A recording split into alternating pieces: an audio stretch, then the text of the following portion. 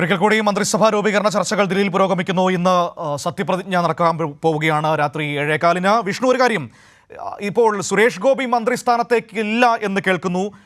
പകരം ഇപ്പോൾ ജോർജ് കുര്യൻ മന്ത്രിസ്ഥാനത്തേക്ക് വരാൻ സാധ്യതയുണ്ട് എന്നും പറയുന്നു. ആ രീതിയിൽ ചർച്ചകൾ ദില്ലിയിൽ നടക്കുന്നുണ്ട് എന്നാണ് ഇപ്പോൾ നമ്മുടെ മുൻപിലേക്ക് വിവരങ്ങൾ വരുന്നത്. എന്താണ് കേരളവുമായി ബന്ധപ്പെട്ട് കേന്ദ്രമന്ത്രിസഭയിൽ ഉയർന്നു വരുന്ന പുതിയ നീക്കങ്ങൾ? മനു, തീർച്ചയായിട്ടും സുരേഷ് ഗോപിയുടെ കാര്യത്തിൽ ഇപ്പോൾ ഒരു അവ്യക്തത തുടരുകയാണ്.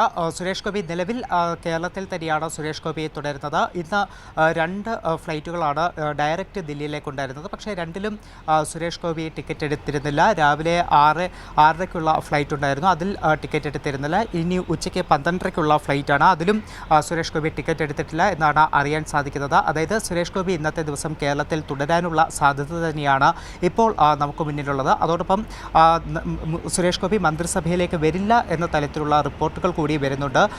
പല സിനിമകൾ അഭിനയിക്കാനുണ്ട് എന്നതടക്കമുള്ള കാര്യങ്ങളൊക്കെ തന്നെ സുരേഷ് ഗോപിക്ക് മുന്നിലുള്ളത് കൊണ്ട് തന്നെ ഇത്തരത്തിൽ നിലവിൽ മന്ത്രിസഭയിലേക്ക് വരാൻ സാധ്യതയില്ല എന്നതാണ് നമുക്ക് മനസ്സിലാക്കാൻ സാധിക്കുന്നത്. അതോടൊപ്പം തന്നെയാണ് കേരളവുമായി ബന്ധപ്പെട്ട മറ്റ് ചില ഡെവലപ്മെൻറ്റ്സ് കൂടി ദില്ലി കേന്ദ്രീകരിച്ച് നടക്കുന്നുണ്ട്. ജോർജ് കുര്യനെ മന്ത്രിസഭയിലേക്ക് കൊണ്ടുവരാനായിട്ടുള്ള ചില സാധ്യതകൾ തെളിയുന്നുണ്ട്. അതുമായി ബന്ധപ്പെട്ട് BJP ദേശീയ നേതൃത്വം ജോർജ് കുര്യനുമായി ചർച്ചകൾ നടത്തുന്നുണ്ട്. പക്ഷേ അതിലും ഇതുവരെ ഒരു അന്തിമ തീരുമാനത്തിലേക്ക് എത്തിയിട്ടില്ല. ഇപ്പോഴും ചർച്ചകൾ പുരോഗമിക്കുകയാണ്.